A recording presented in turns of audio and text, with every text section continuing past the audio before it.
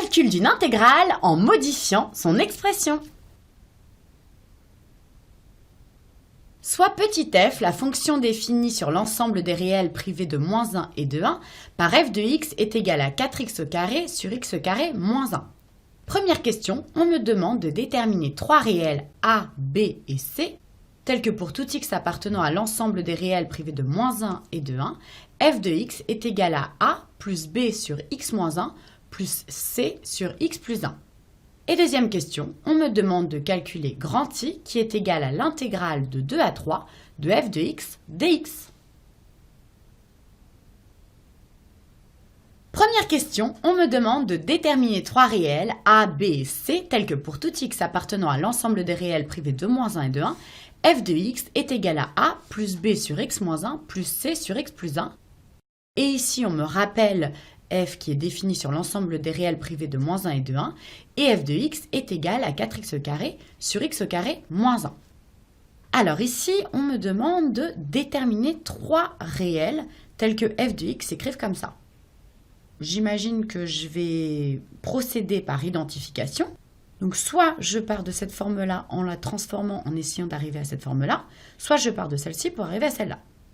Eh bien, le plus simple, je pense que c'est de partir d'ici pour arriver à là, parce qu'il suffit de mettre sous le même dénominateur. Bon, bah, je vais faire ça. Alors, c'est parti. Donc, pour tout x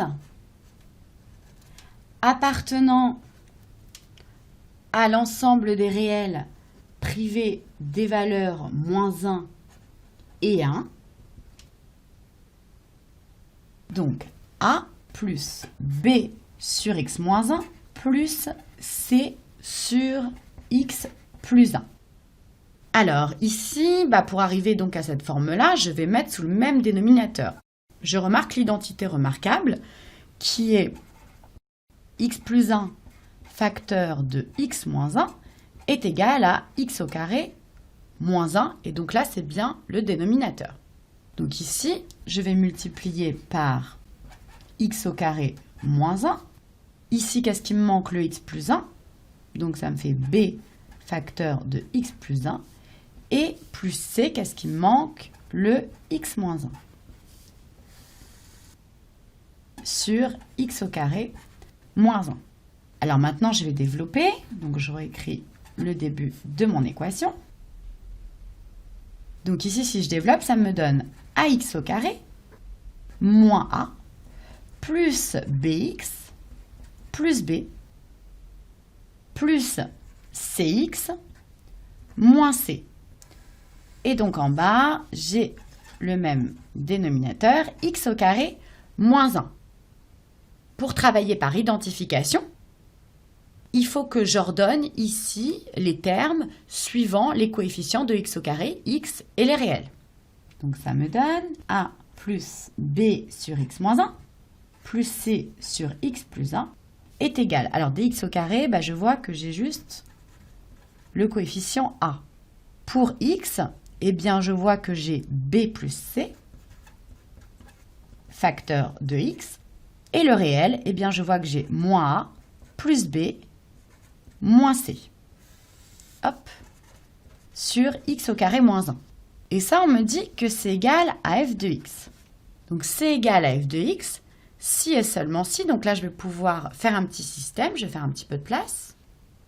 Ici, je vais travailler par identification, et c'est égal à f de x si le numérateur est égal au numérateur ici qui est en haut.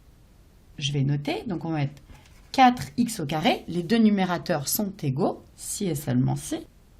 4x au carré est égal au numérateur ici, donc ax au carré plus b plus c de x moins a plus b moins c, par identification. Donc on a ici les coefficients de x au carré qui sont égaux, donc a qui est égal à 4.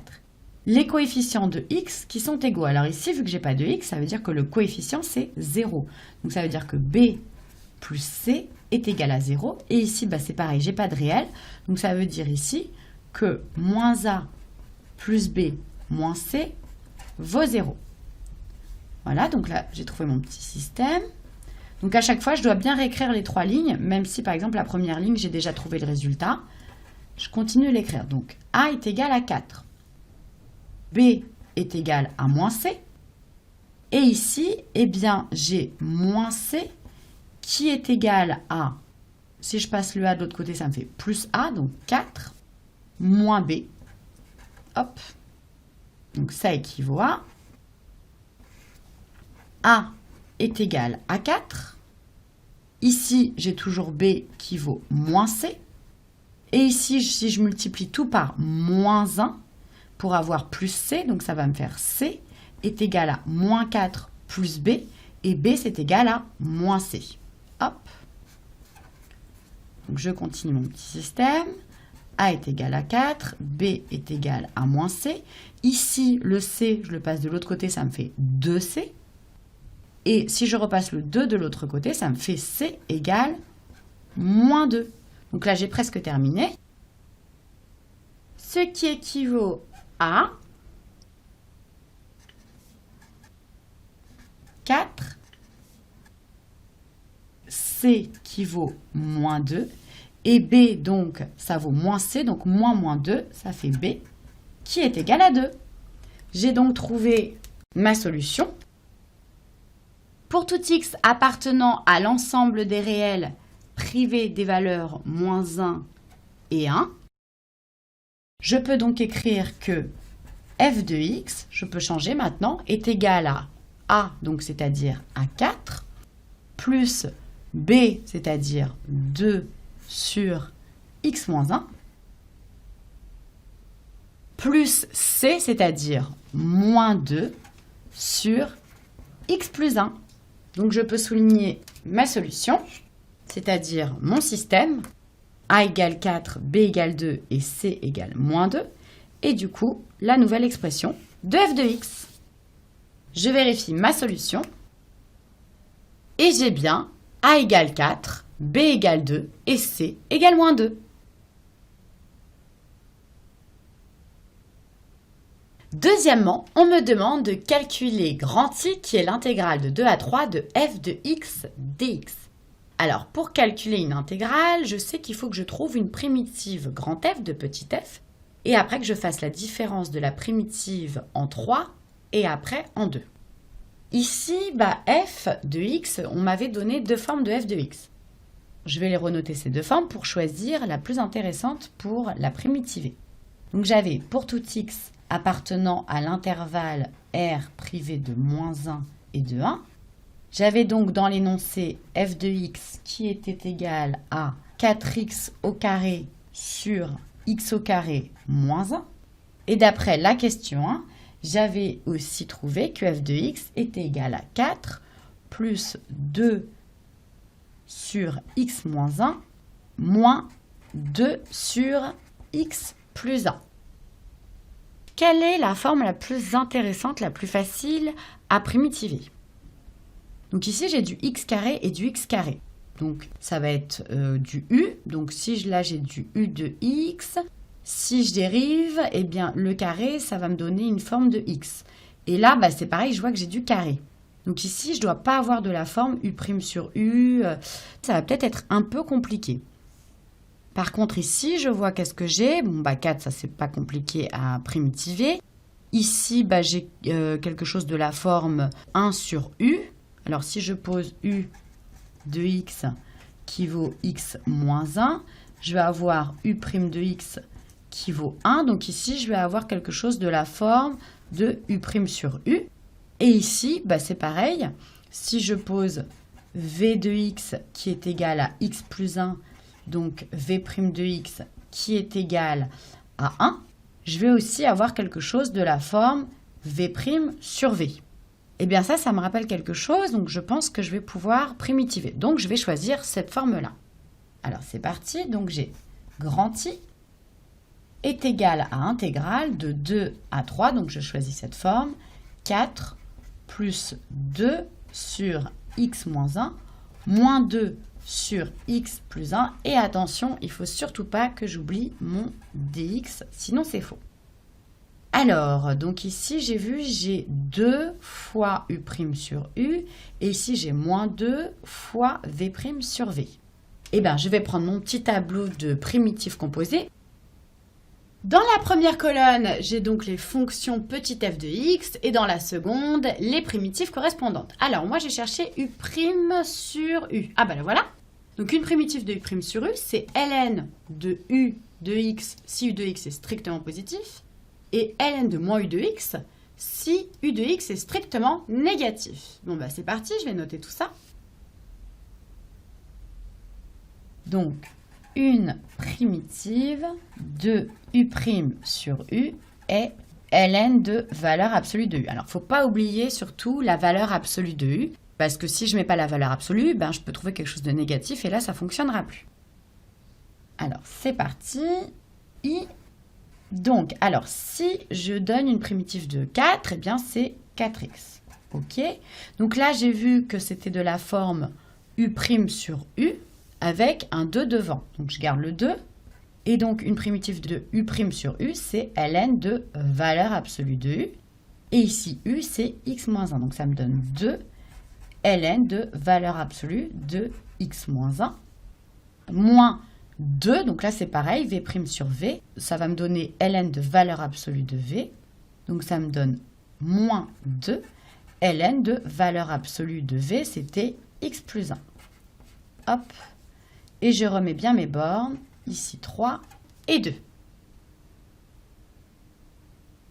Donc, maintenant que j'ai trouvé ma primitive, je vais regarder la valeur qu'elle prend en 3 moins la valeur qu'elle prend en 2. Je passe aux parenthèses. Donc, en 3. Donc, 4 fois 3, 12. Plus 2 ln de 3 moins 1. Donc, valeur absolue de 3 moins 1, ça fait valeur absolue de 2. Et comme 2, c'est positif, et bien valeur absolue de 2, ça me donne 2. Donc, ln de 2, moins en 3, 2, ln de valeur absolue de 3 plus 1, et bien 3 plus 1, ça donne 4, valeur absolue de 4, ça me donne 4. Hop, moins, alors maintenant je vais regarder ce que ça me donne en 2. Donc, comme je mets un moins, je mets une parenthèse pour ne pas me tromper. En 2, 4 fois 2, 8, plus 2 ln de valeur absolue de 2 moins 1, donc ça me donne valeur absolue de 1, ça me donne 1, donc ln de 1, moins 2 ln de valeur absolue de 2 plus 1, donc ça me donne valeur absolue de 3, ça me donne ln de 3. Hop. Alors ici, dans les réels, qu'est-ce que j'ai? Donc j'ai du 12 et du moins 8. Il me reste 4. Après, 2 ln de 2, bon bah ça je le garde, plus 2 ln de 2. Et ici, ln de 4, bah, je sais que ça se simplifie parce que ln de 4, c'est égal à ln de 2 au carré. Et ici, le 2, je peux le mettre devant, donc ça me donne 2 ln de 2. Donc, moins 2 fois 2 ln de 2, moins 4 ln de 2. Donc, hop, hop. Après, qu'est-ce qui me reste? Bah, du ln de 1, bah, ln de 1, je sais que ça vaut 0. Je vais marquer. ln de 1 vaut 0. Donc ça, hop, ça s'en va. Et ici, il reste du moins, donc du plus de ln de 3. Hop, donc là, ça se simplifie encore une fois. Donc j'ai 4 plus 2 ln de 2 moins 4 ln de 2 moins 2 ln de 2 plus 2 ln de 3. Et ben voilà, j'ai calculé mon intégrale. Je souligne ma solution. Et je vérifie. Et j'ai bien grand I qui est égal à 4 moins 2 ln de 2 plus 2 ln de 3.